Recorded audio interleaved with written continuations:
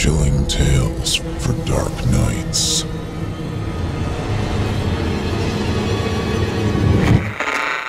Want to make sure you never miss a Chilling Tales for Dark Nights video again? Be sure to subscribe and hit that bell to turn on notifications.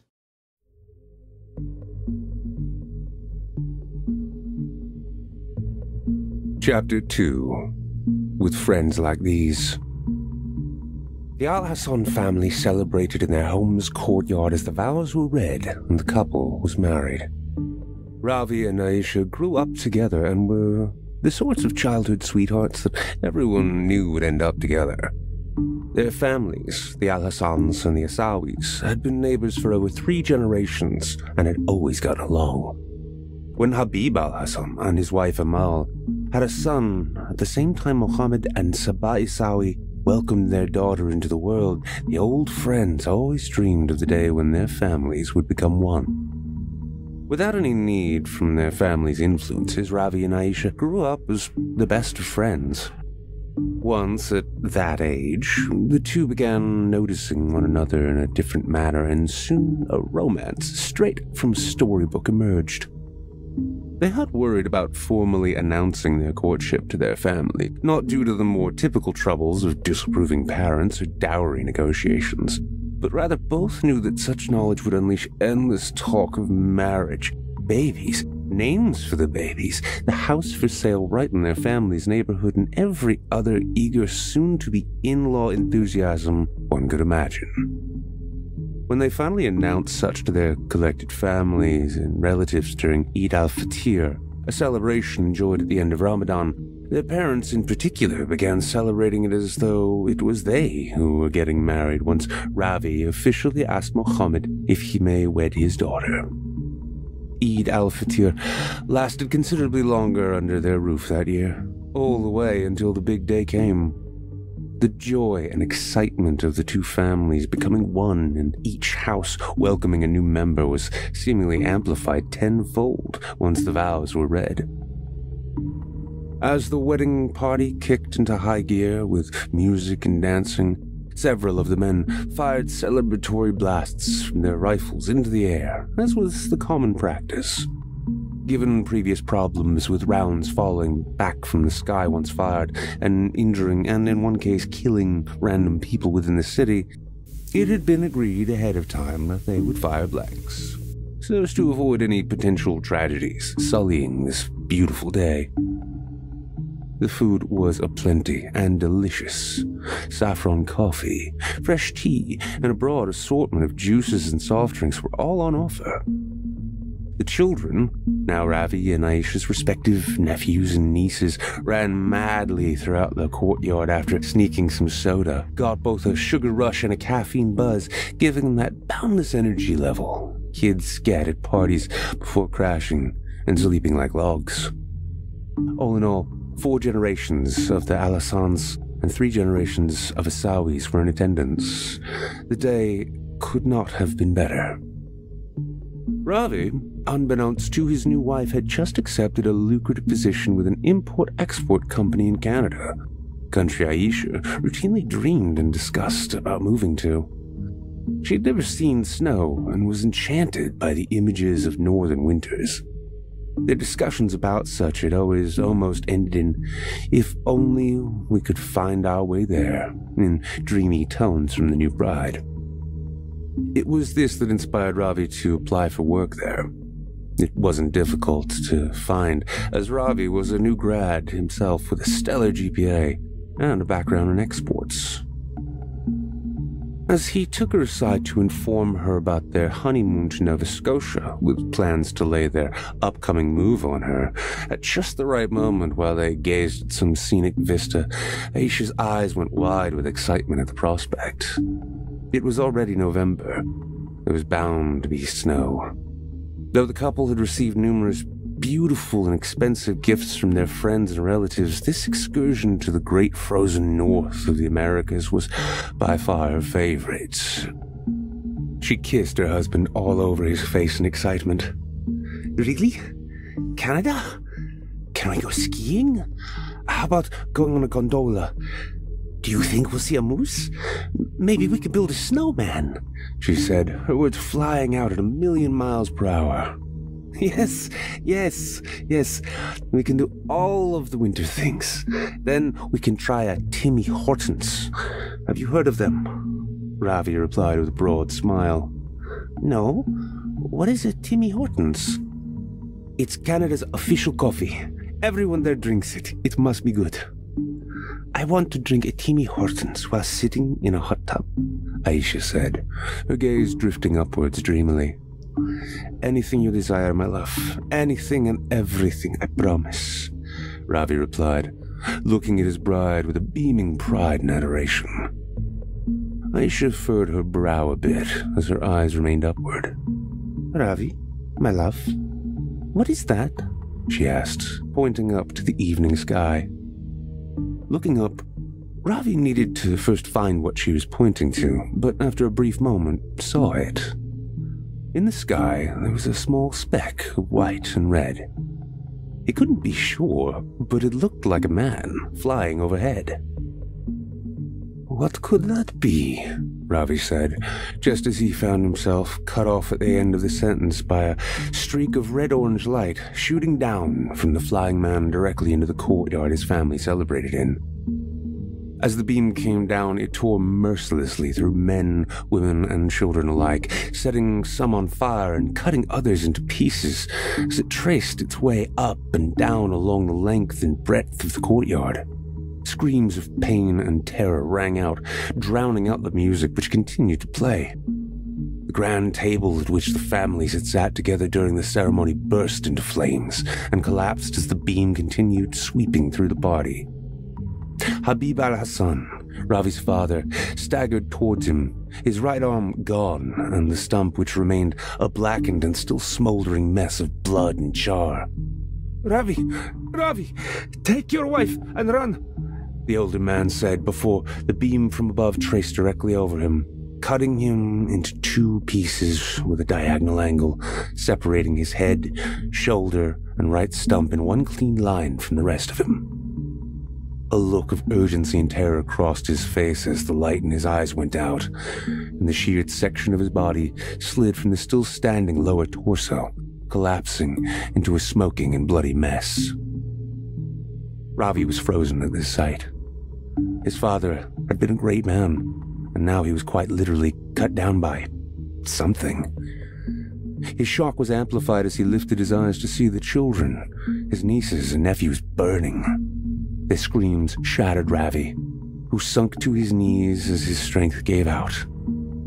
My love, run! He shouted to his wife, who stood in equal shock, horror, and disbelief. She looked to her husband, who sat upon his knees, tears streaming from his face. Not without you, she shouted in reply, dashing in her flowing wedding dress towards her husband, attempting to hoist him to his feet. As she did, the beam from above shifted from burning her uncles and aunts, who had attempted to take cover beneath the table but only found themselves cooking together. It began tracing its way quite deliberately toward the couple. The two held each other close and looked into each other's eyes, realizing it would be the last time.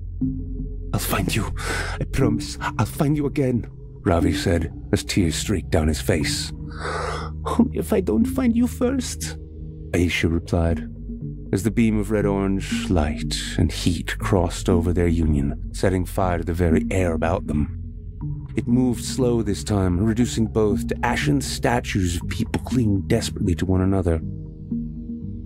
Pain was thankfully short-lived, as their nerve endings were completely fried out in a matter of seconds.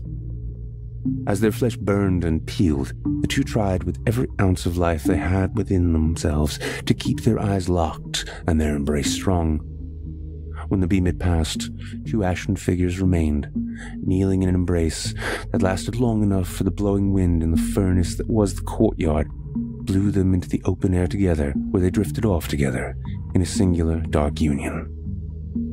The remainder of the wedding party, who were still alive, screamed and writhed upon the floor, howling in the sorts of pain only deep and severe burns can elicit. The horror of the wedding would forever be remembered throughout the land as one of the darkest days in the province's history.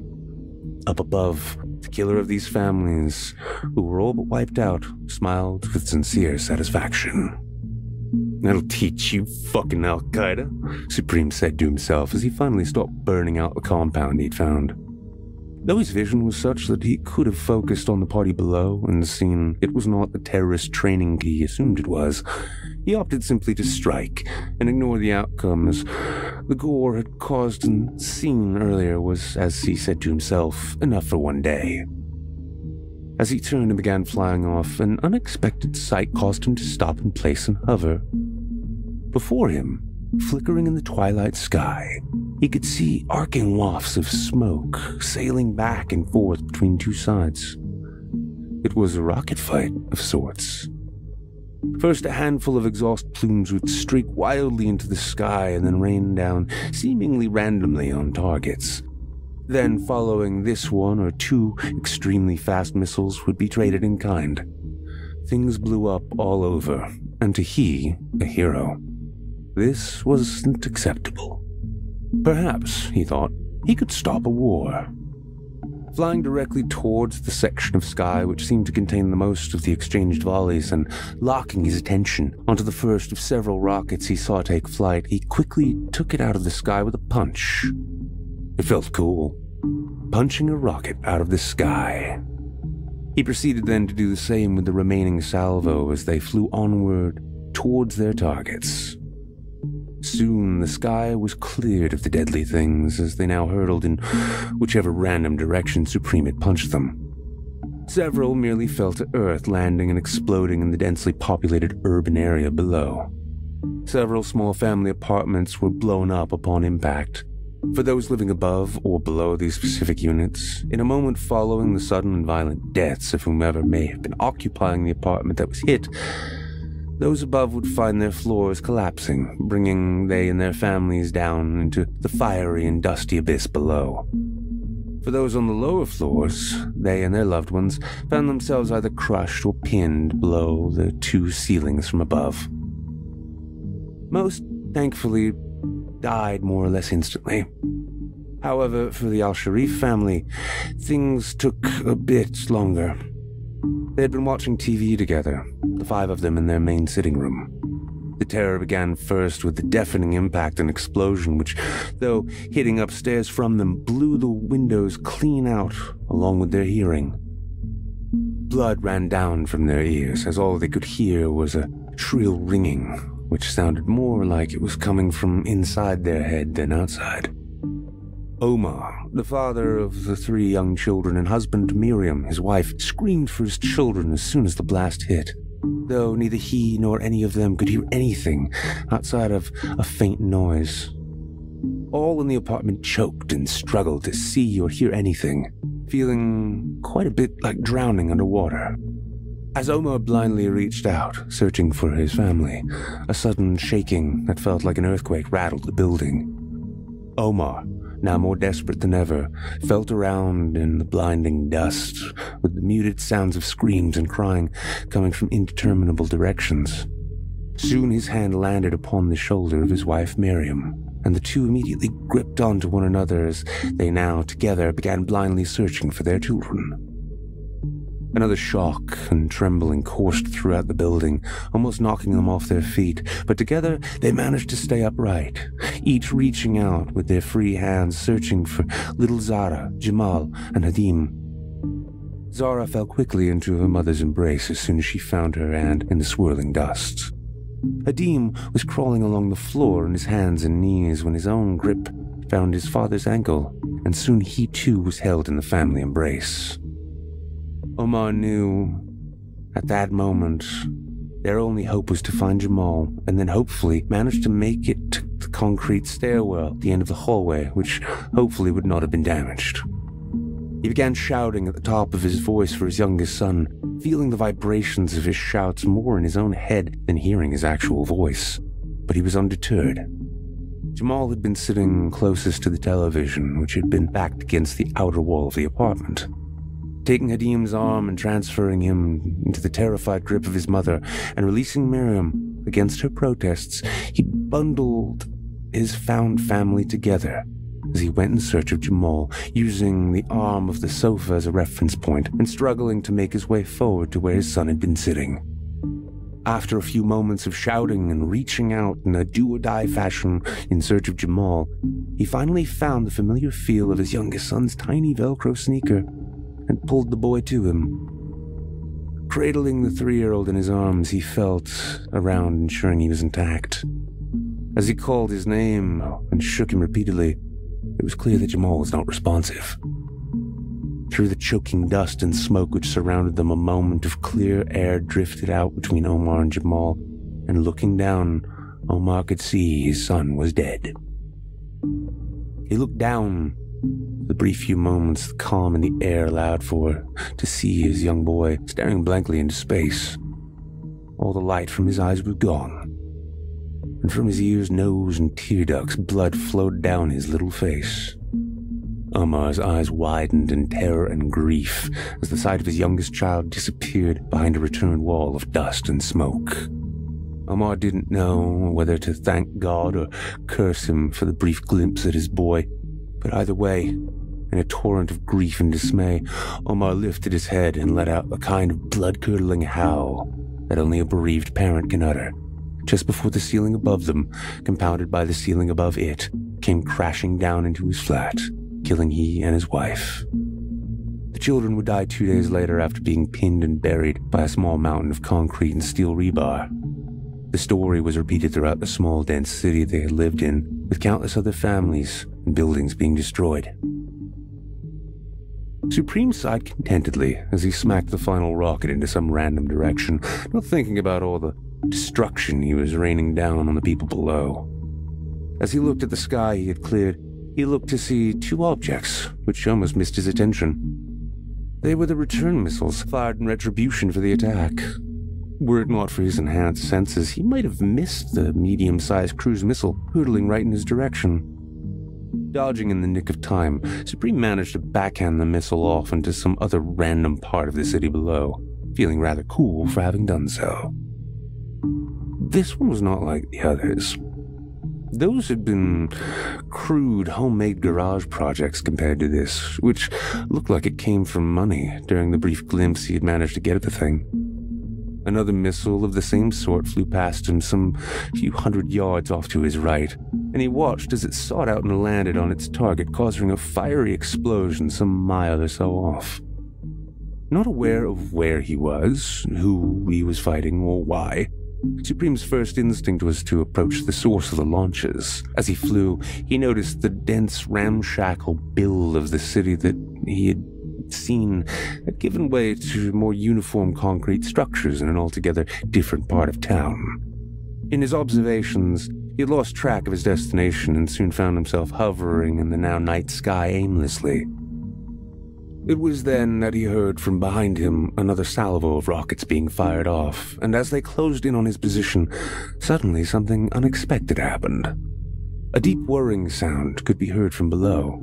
As it did, a string of lights flew upward towards Supreme, and upon making impact, he knew he was being shot at again. Though these rounds didn't simply flick off him as easily as the others. Instead, these felt like they were the size of baseballs as they pelted his legs, chest, and face. Unbeknownst to him, Supreme had just come face to face with the Iron Dome, a semi-automated series of high-caliber cannons designed to shoot down incoming rockets. His unawareness of this fact was compounded by his instant reaction of honing in on the source of the fire and incinerating it with his laser vision. As another salvo of rockets from the other side flew through the air, the defenses the people counted on smoldered helplessly.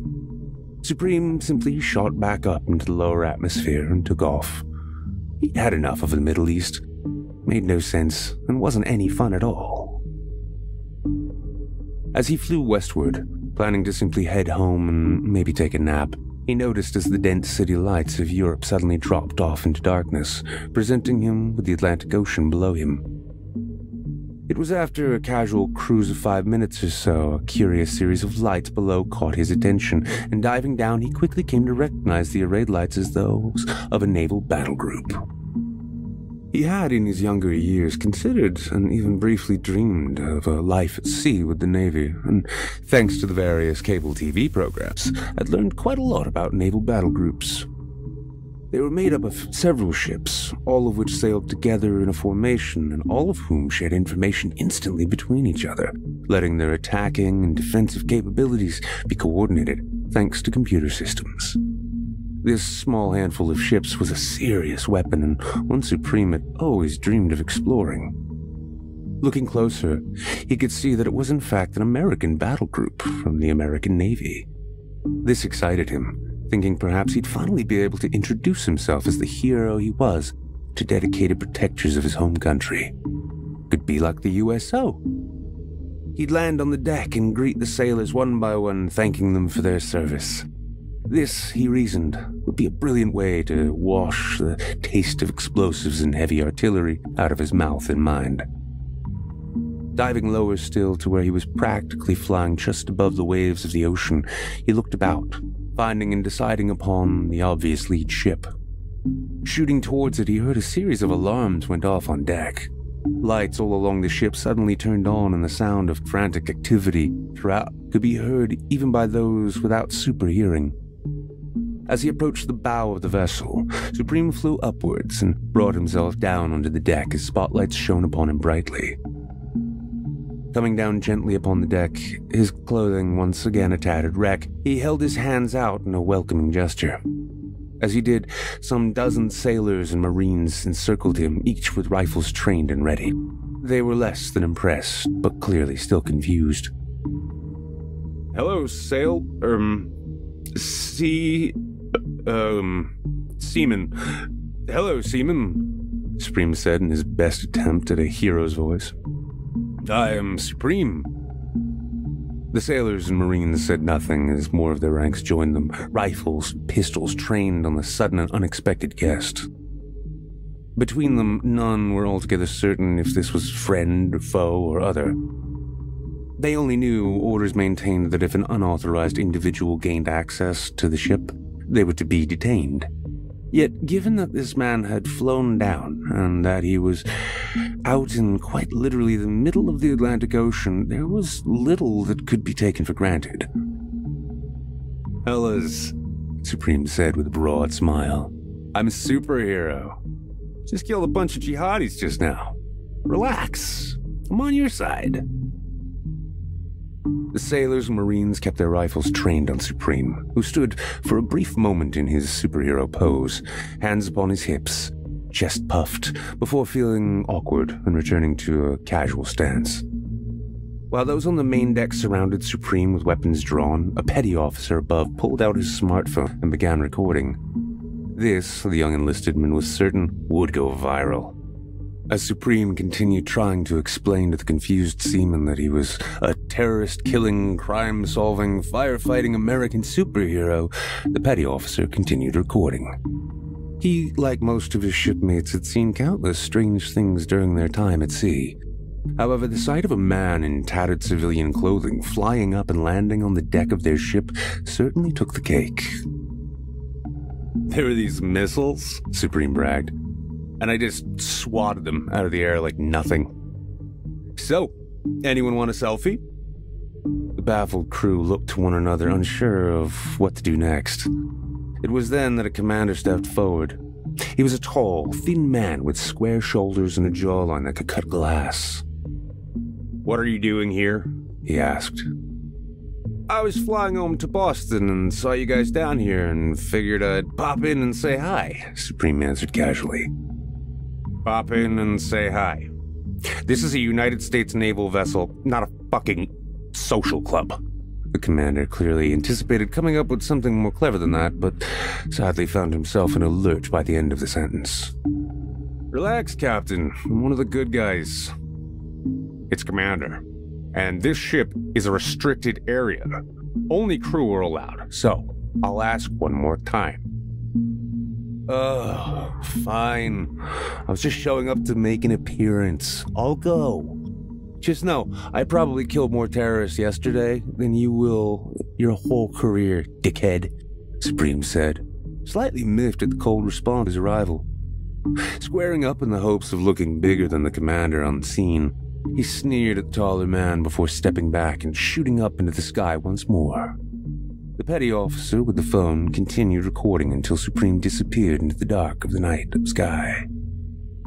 Though he was not aware of it, the entirety of the nearly 20-ship group trained its defenses on him as soon as he took off, waiting for the slightest provocation to let loose impotent hell upon the superpowered stranger. It would have annoyed him at worst, but thankfully no shots were fired, as such would have likely resulted in Supreme punching some ships and sinking some in the process. The battle group had no idea how close to an unwinnable fight they had been, and likewise Supreme had no idea that as he flew off, the video taken by the petty officer had been uploaded to social media and had already begun to take off. Even as Supreme flew across the Atlantic, the light of daybreak nipping at his heels, the video, which was unfortunately shot in portrait mode as opposed to landscape, was making the rounds online. Posts across the social media landscape went up featuring clips, still images, or the video itself whole cloth with titles such as America's Superman, Dawn of Supreme, and Release the Snyder Cut. Supreme became an overnight sensation just as night came to an end in America.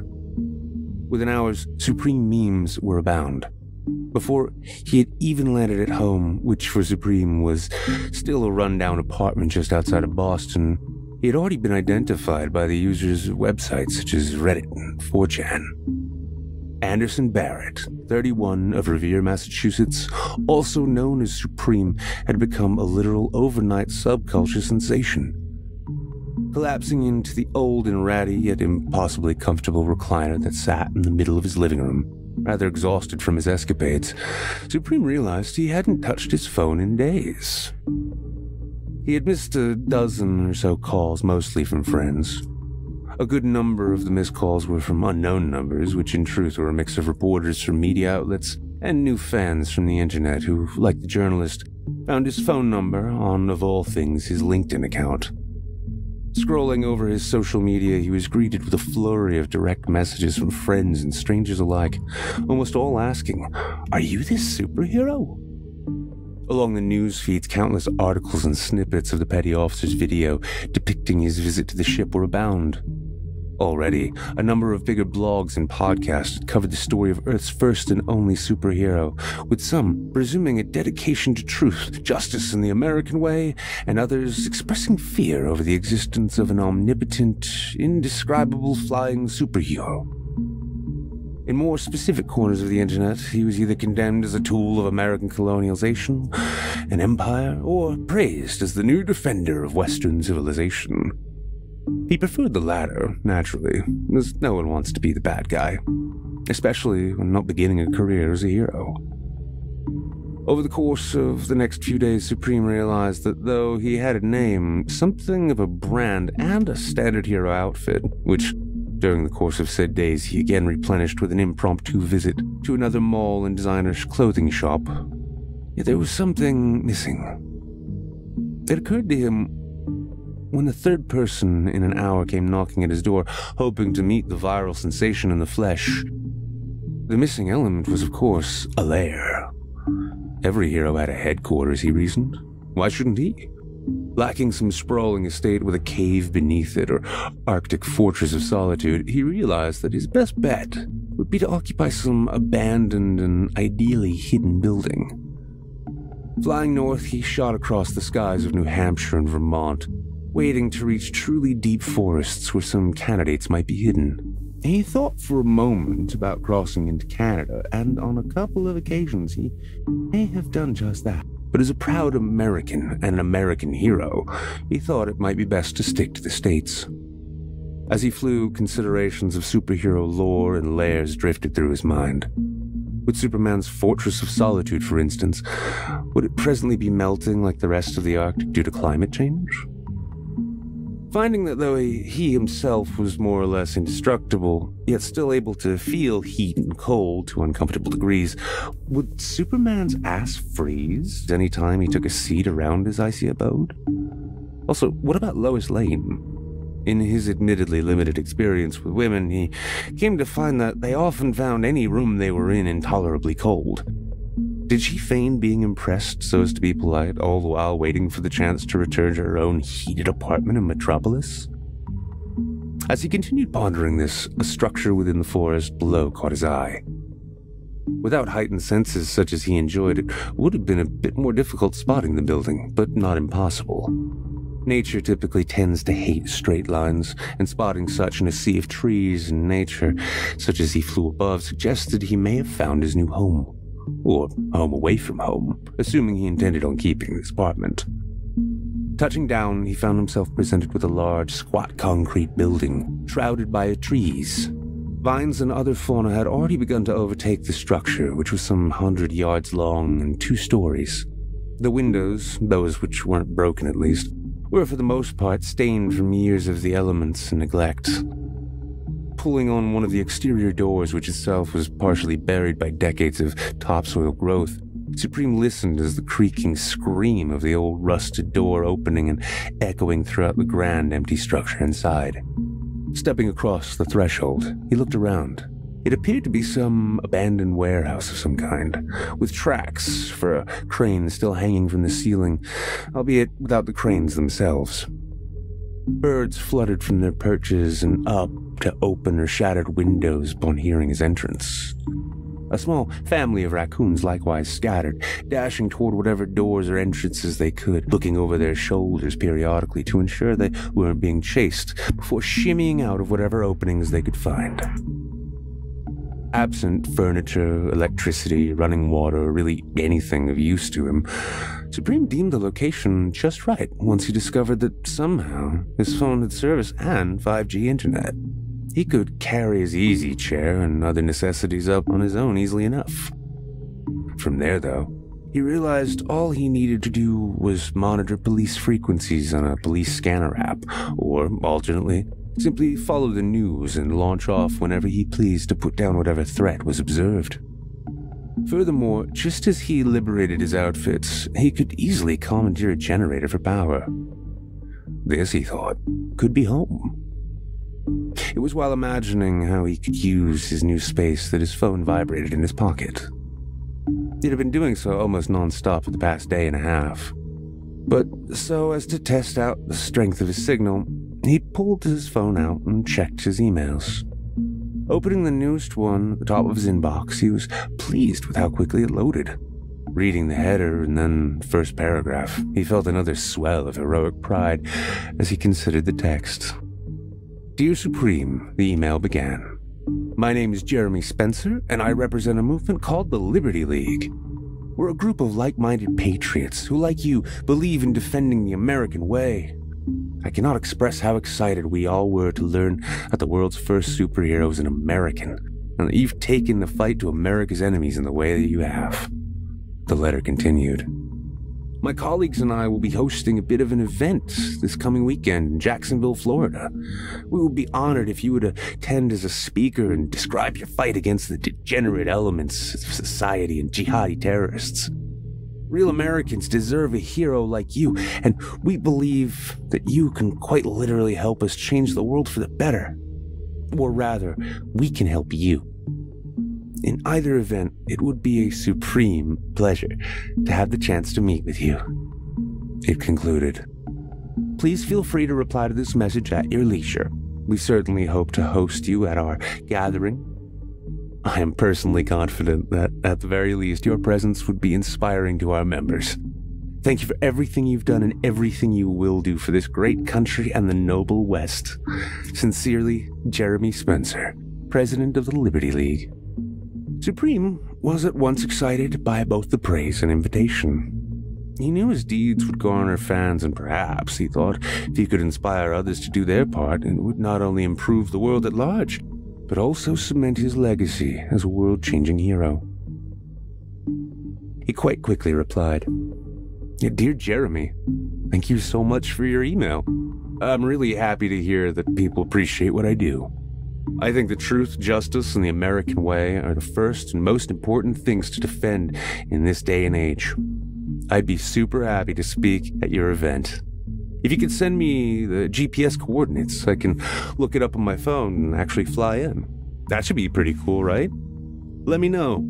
Supreme. At last, he thought. Some genuine recognition. A week passed and soon the weekend arrived. An email showed up in Supreme's inbox an hour after responding, pumping up the event as a great next step in restoring American culture and heritage, as well as taking the fight to her enemies. Supreme hadn't ever thought of his hero activities as doing just that per se, but to read it in text and say it aloud, he couldn't help but feel like it was a perfect description of what he figured he was doing. Flying down the coast at high altitude so as to avoid other air traffic, he periodically glanced down at the GPS on his phone, which he noticed seemed to have some trouble keeping up with him. However, soon the sandy beaches and elongated shape of Florida greeted his eyes, and slowing down so as to allow his phone to catch up, discovered he was a mere 30 miles and several thousand feet from the venue.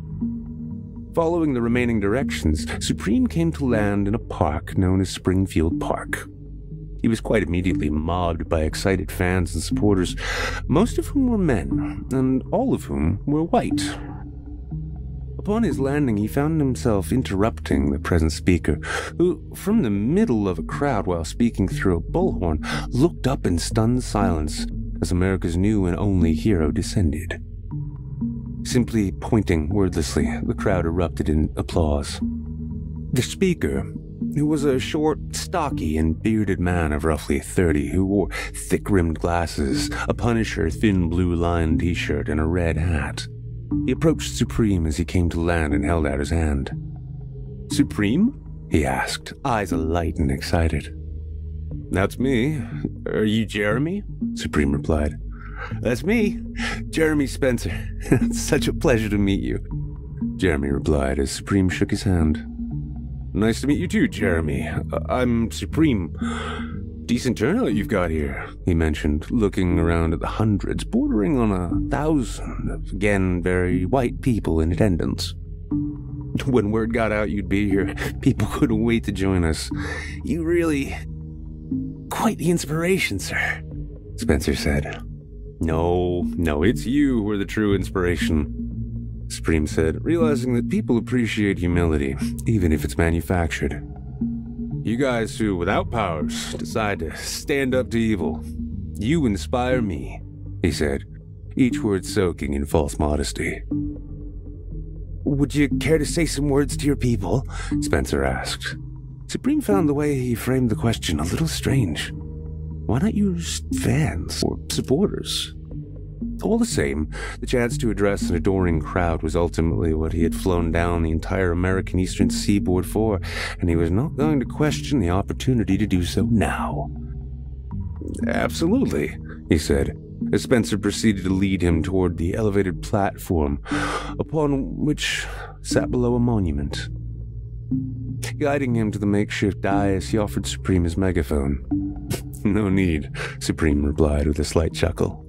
Spencer laughed, slightly embarrassed. "Oh, of course. Duh." Supreme leaned in so as to speak quietly to his host. "So, what should I talk about?" "Whatever you want," Spencer's shout whispered in an equally forced and hushed tone. "Maybe talk about how America was the greatest world leader and will be again." Supreme nodded, not entirely understanding the subtext. "Okay, yeah, that sounds good." Spencer stepped back and eyed the hero before him with a sycophantic gaze. Supreme stepped up to the concrete platform and turned to face his audience. The crowd cheered as he raised his right hand to wave to them. Amplifying his voice, but being sure to avoid doing so to such a degree he might shatter either windows or eardrums, he spoke. Hello, fellow Americans." The crowd cheered. "Fellow patriots!" The cheer turned into a deafening roar of enthusiasm. "Fellow patriots! I am Supreme. I am your friendly neighborhood superhero." The cheers rose again, and then after a moment of silence faded, Supreme looked to Spencer, whose face was lit up like a birthday cake with excitement. He was, as he was rapidly learning, not the greatest improvisational public speaker. Spencer simply nodded and gestured with his hand for him to keep going. So, just the other day, I flew halfway around the world, and I killed some terrorists, he said, almost unsure as he spoke. The crowd went wild at this. Looking over them, he noticed not only a sea of red baseball caps, but also many wearing red armbands. Each with a field of white within a large capital S was emblazoned. Many in the crowd wore Supreme t-shirts in their classic red, white, and black color scheme. This must have been what the S meant, Supreme reasoned. How'd it feel? A voice in the crowd shouted out as he considered his next words. Along his flight down from New England, he'd gone over various vague talking points about freedom and justice and the like. But standing there before the mass of people, all with their eyes and ears keenly hanging on his every word, all bullet points and ideas he had went out the window. Well, to be honest, it felt pretty great, Supreme replied, causing the crowd to erupt into another round of deafening applause. It felt amazing, actually. Every one of them could potentially have meant 1 or 5 or 10 or 20 or 100 innocent people getting to see another day because they wouldn't be blown up or shot or whatever. Yeah, it felt right, and I'll do it again. Once more, the sea of people burst into a cacophony of cheers and chants. The chants were a bit off-putting to a slight degree, with a chorus of "We Are Real America" washing over him in waves. But remembering that they were patriots, Supreme smiled as his adoring fans continued their barrage of noise and fervor. A simple wave of his hand caused their collective volume to increase before a single finger in the air silenced them in an instant. You know, let me say, it doesn't take super strength, or the ability to fly, or laser eyes, he began, flashing his laser vision just behind his eyes, to be a hero. You just need to do the hero thing, the hero time, and you all know when those times are. It's when you see it. You know how they used to say, if you see something, say something? Well, I say, if you see something, do something. The crowd erupted in yet another wall of frenzied noise and chanting.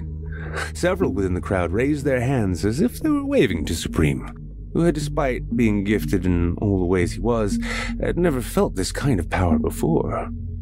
He smiled as he waved back. We can all save the world if we just take action, he continued, preening as he did at the sight of his adoring public. Are you ready to save the world? He boomed. The crowd cheered almost in unison that they were. Are you ready to take action? He again trumpeted to his frothing fan base. Again, a tsunami of howling human voices was his reply. Are you ready to do something? At this, everything changed. The crowd turned inward, individuals turning to those in their immediate vicinity, nodding, shaking hands, and forming groups. Supreme was not expecting this. He had hoped he could keep their attention as it fed his vanity in a way he'd never experienced before. He was now a leader of men and women. Yet as the crowd seemed to break up into smaller groups and disperse along the surrounding sidewalks, leaving their own rally, several odd things began to occur all at once to Supreme. Though Spencer approached him with wild and excited eyes, wishing to say something, Supreme couldn't help but follow the breadcrumbs. Taking flight, he took up a mere 30 feet or so as to survey the site better. Things were clicking. First, it was kind of strange to see what was effectively an all-white crowd that size in Florida.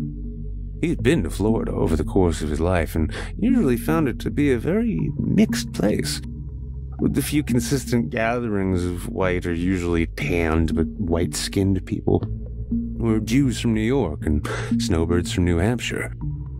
Otherwise, most of his time, especially in Jacksonville, was marked by how notably more diverse it was than his home in New England. However, if that wasn't strange enough, he could now see several blocks in seemingly all directions. Police had erected barricades, behind which large numbers of what were clearly protesters penned in behind them. Among their ranks, there was notably more in the way of diversity, clearly more women and people of color. Their ranks were notably less uniform in terms of signs, dress, and chanting. And there were even what looked like ninjas hanging out within their ranks. Supreme had never thought he might get to battle or even see ninjas. But the observations continued. Now looking to the dispersing gatherings of his new fan base, many of whom proceeded to don odd helmets and masks that seemed to have been kept in backpacks and the like, he found himself next putting the pieces together upon looking at the park monument. While it was generally known as Springfield Park, the main monument, which sat at the middle, was Florida's tribute to the women of the Confederacy. Piecing it together, slowly, it dawned on him. Red hats and armbands, chants, Confederate monuments. And what if those guys weren't just waving hello? Those guys were Nazis. He was at a white supremacist rally and had just become a keynote speaker. Oh dear, Supreme thought. This was not good. This was not just not good, this was bad. This was very bad. Looking about, he caught the sight of numerous news cameras in addition to the hundreds if not thousands of phones that could likely be pointed at him right now. While he processed the situation, chaos seemed to break out. As squads of the proud attendees began to disperse into the surrounding city, almost every street of which was jammed with protesters and police and apparently ninjas, some of the police barricades became overrun.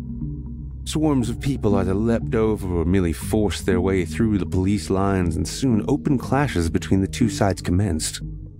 Out of seemingly nowhere, pepper spray, bear mace, and clubs were deployed, and the scene descended into an all-out medieval melee in the broad streets of Jacksonville. Supreme was at a loss. Looking down, he saw Spencer, still standing near the dais, looking up at him as a puppy might to a friendly stranger. He scowled at the man as he descended once again. "What the fuck?" he said tersely, coming to earth just before the still enthralled Spencer. "You've done it! You started it!" Spencer almost stammered excitedly. "Done what?" "You've given us the rallying cry we needed!" Spencer, unthinking, skipped forward and hugged Supreme. "Oh, you have no idea how long we've waited for this." Supreme pushed him back, forcefully though, not enough to knock him down or alternately several blocks away. "Waited for what? What the fuck are you talking about?" "It's time! We're going to save Western civilization from all of its enemies. And the commies, the leftists, the liberals, Muslims, Jews, and queers, all of it. You've come to save us," Spencer blurted out, as though in the grips of some esoteric ecstasy. Supreme looked over to the ensuing street clashes. "Who are the ninjas?" "Oh, those are just commie anarchists, anti-fascists, just commie scum." "So, wait. If they're anti-fascists, does that make you fascists?" Supreme was not a man of political science, to be sure, but he was at least aware that, like Nazis, fascists weren't good guys. Granted, ninjas typically weren't good guys really either, but they weren't Nazis. At least, he didn't think they were. Maybe during World War II? He wasn't sure. People are always throwing that word around, but I mean, honestly, they had some good ideas. "You know that Nazis are bad guys, right?" Supreme said, cutting the increasingly small man off as worry began to seep into his mind. "Again, that word, and you know I fight bad guys, right?" Spencer tried to respond, but in those moments, all of the awe and adoration he had in his eyes was replaced by a creeping dread. A sense that perhaps he had made a serious mistake. Supreme did little to assuage this feeling. "Mr. Supreme, sir, But don't you fight jihadis? You kill degenerates, and don't you stand for America?" I guess, but not a Nazi America. That would suck. You guys suck. You're bad guys. Watch what I do to bad guys, Supreme said, a rage boiling up within him. He was not merely angry at feeling tricked into playing a hero to Nazis, nor at the fact that the media had now filmed him doing so, meaning he was probably now known as a Nazi himself. But essentially, that no matter what he did, no one seemed to really get what he was about and stood for. Granted, if one were to have asked him, he wouldn't actually have an answer ready, as he, in truth, had no idea what he was doing or really even why. Like most people of his era, he defined his rather ill-defined opinions on his gut reaction to what he knew or thought he didn't like. One thing he knew he didn't like was Nazis. His great-grandfather had lost a toe and a testicle fighting Nazis, and since first hearing that story from his grandfather as an adolescent, he'd always realized that had those Nazis managed to get the other one, he would have never existed at all. Floating in the air once more, a pale and terrified Spencer stood below watching. Supreme flew to the edge of the park and in a booming voice shouted for all to hear. "Patriots! To me! Now!"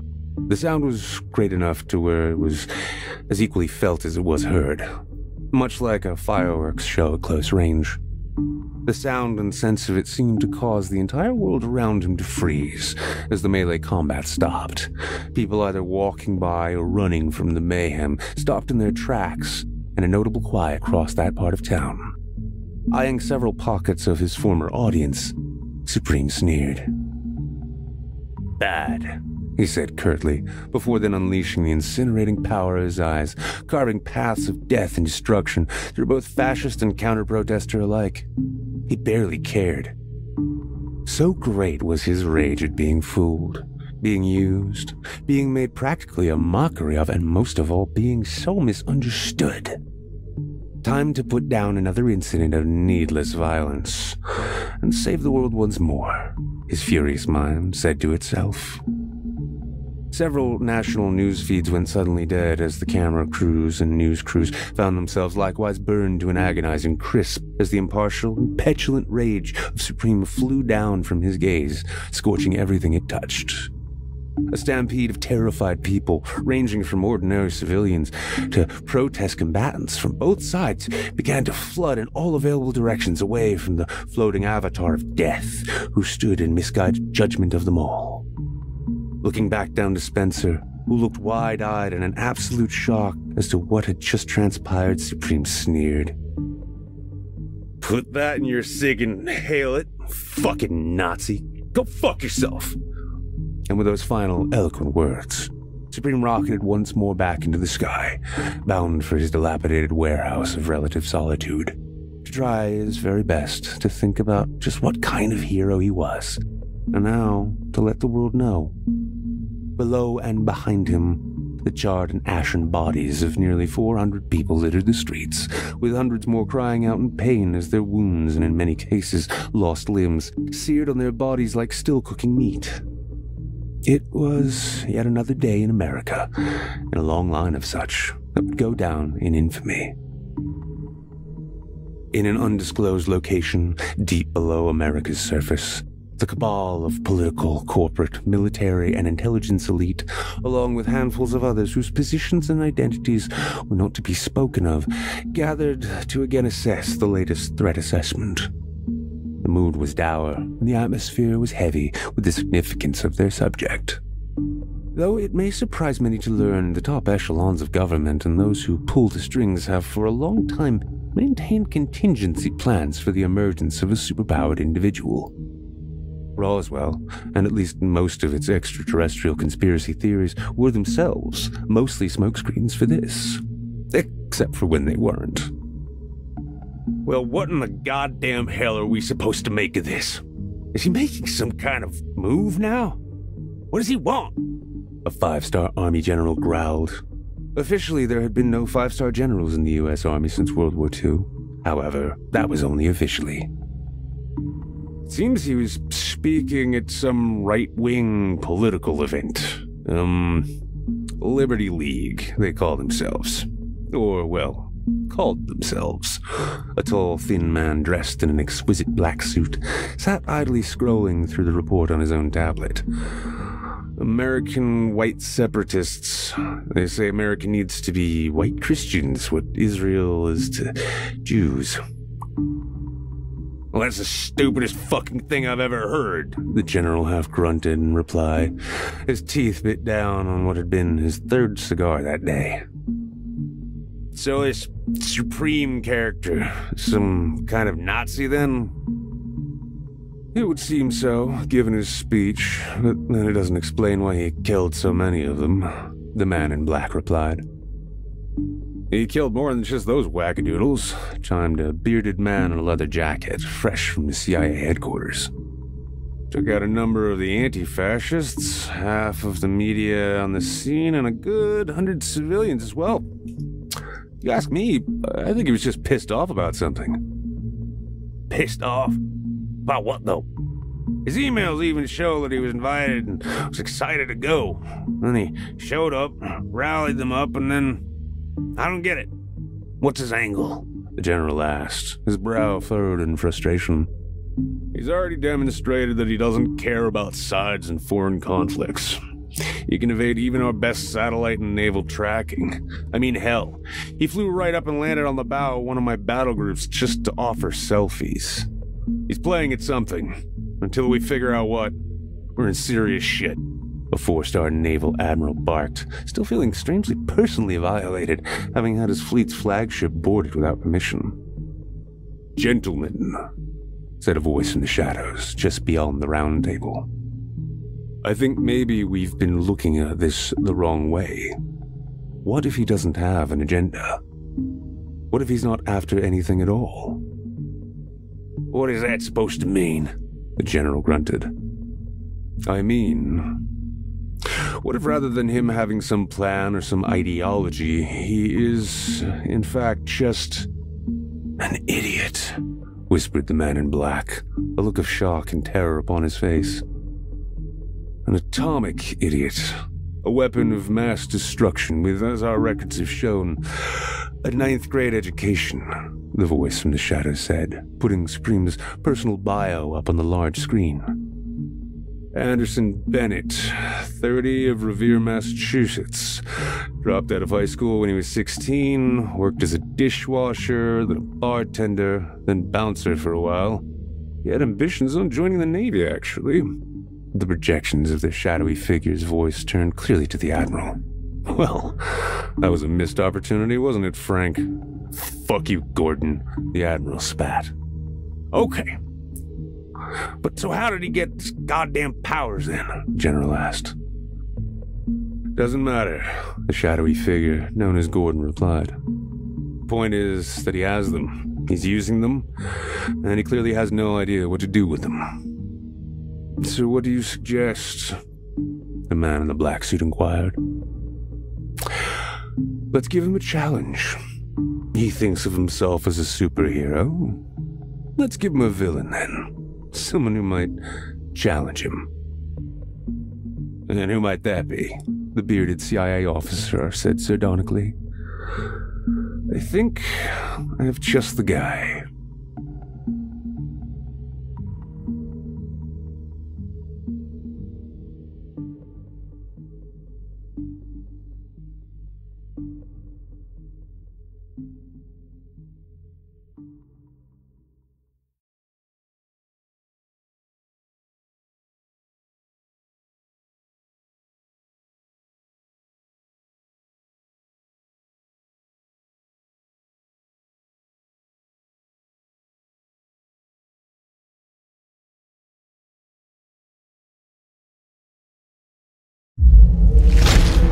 Chilling tales for dark nights.